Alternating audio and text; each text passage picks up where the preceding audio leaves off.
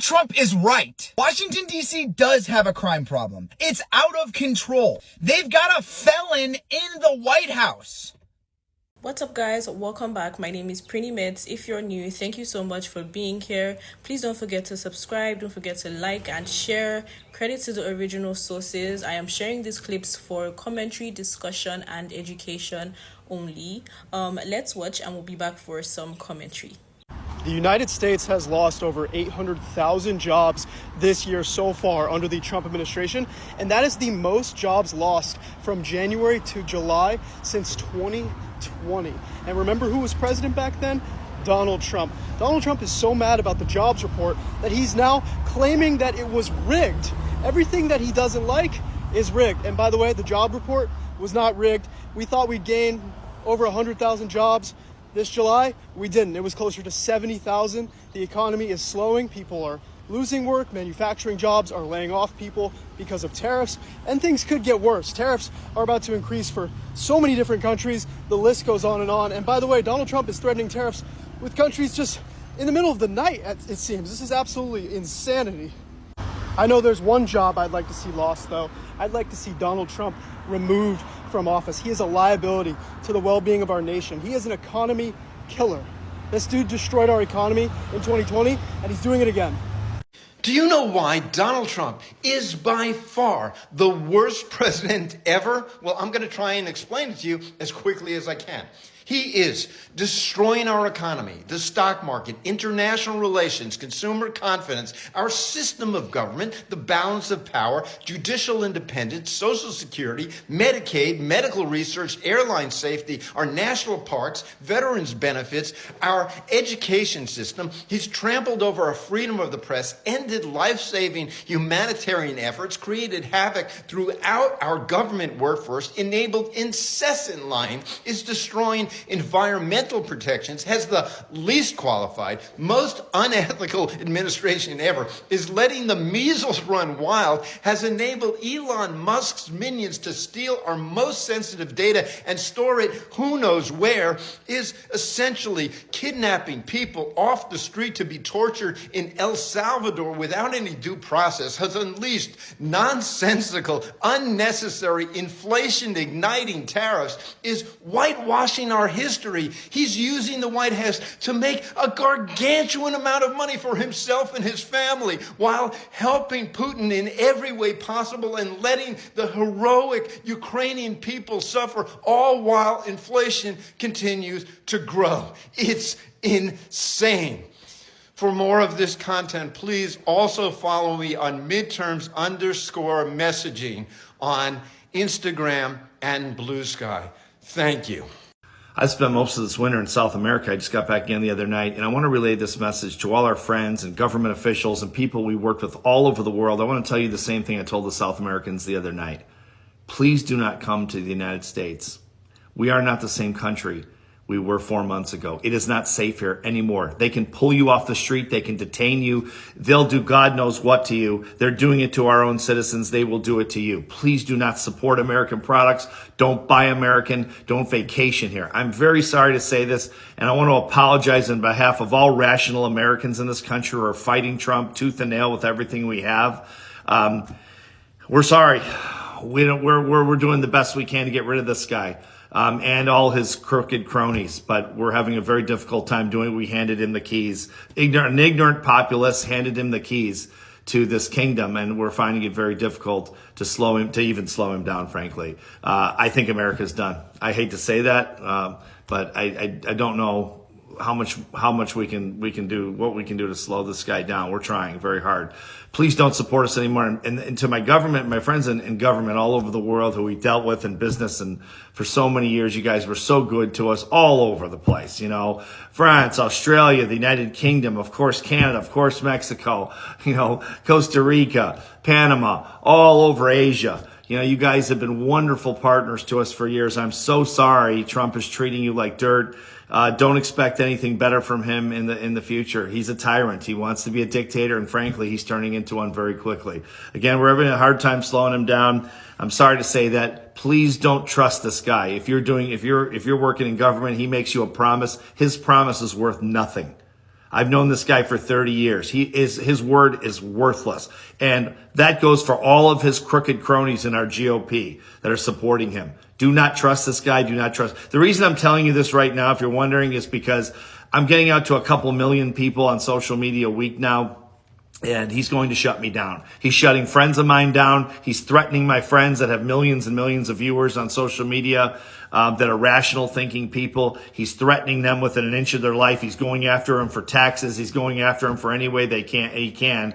And I'm afraid it's going to continue. And I won't be able to say this, so I'm saying it now. Do not trust anything American at this point.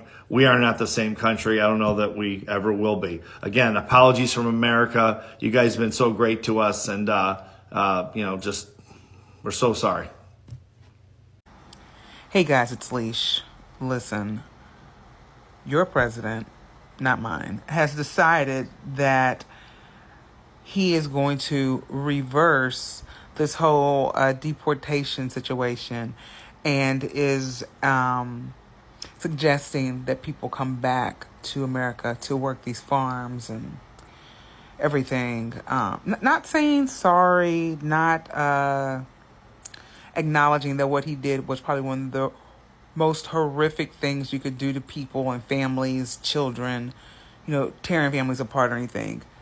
No, he is basically saying that, the farmers here need help. And so they're going to educate them, get them legally sent back to this country to do the work that he thought the folks in the inner city would have been able to do.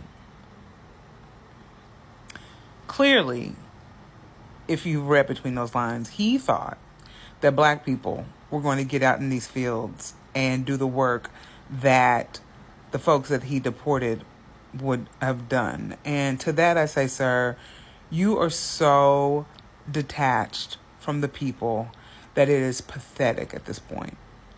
How in the hell did you think that black people were going to get in the fields and do that work?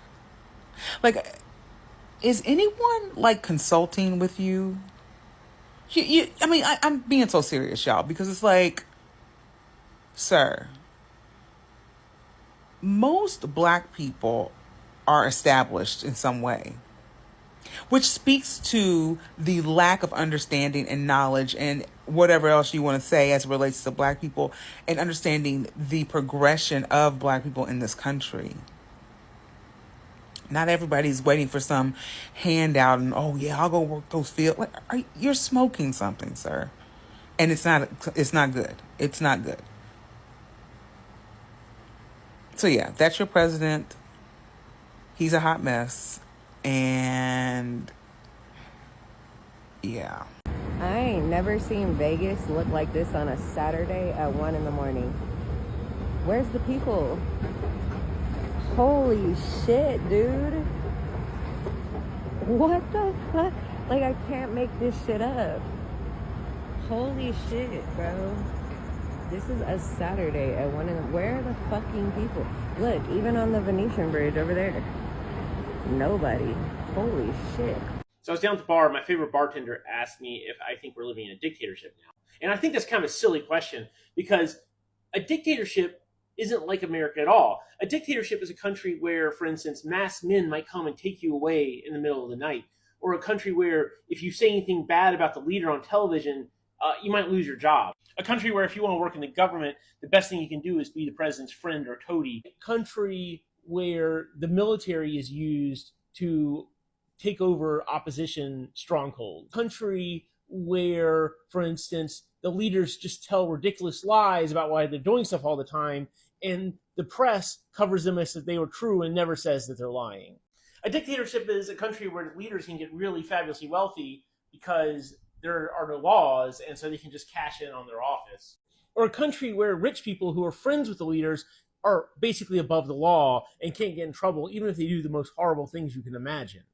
Or a country where the government, where the leader is building up a bunch of security services and paramilitaries that really just follow his direct instructions, and he uses them not just to keep the peace, but to intimidate political opponents, to harass unwanted groups and social minorities, to basically enforce his will. or a country where the laws of the land are effectively just ignored if the leader wants to ignore them, or where courts just really do the bidding of the party in power, are really just political operatives. A dictatorship's a country where the leader is friends with other dictators. It's because he doesn't care about the rule of law or democracy or anything like that. He just wants to be friends with the biggest, baddest bully in the room, because that's how he sees himself, and that's what he wants to be. So that's how I describe a dictatorship. And as you can see, that just really has nothing in common with America today at all. Guys, I'm gonna admit it, I'm an idiot, because I thought that Trump getting a free take-home 747 from Qatar was so bad that even MAGA conservatives wouldn't be able to defend it. But how foolish I was, because if you talk about this right now on TikTok or on social media, your comments will fill up with hundreds of these guys saying, what's the big deal? I don't see any problem here. As if it's just the most normal thing in the world for the president to just get handed, for some reason, a free, ultra expensive luxury airplane from a Gulf oil monarchy.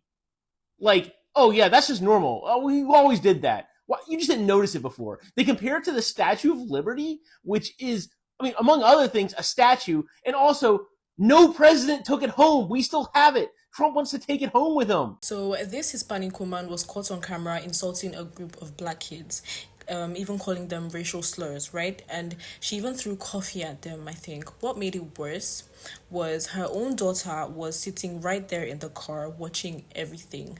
And at one point, the daughter started crying and even stepped out to apologize to the kids' parents on behalf of her mom. Did you guys hear that? She had to step out to apologize to the kids' parents on behalf of her mom. And that moment broke my heart, because as a mom, aren't you supposed to set an example? Instead, this child had to take responsibility for her mother's actions. I mean, imagine teaching your child that racism is okay, only for your child to have to show you what is right. It's embarrassing. It's embarrassing and it's sad. And it's a reminder of how deep this problem really is. At the end of the day, children learn from what we show them, and this video shows the damage that racism does, not only to those targeted, but also to the kids who are forced to witness it.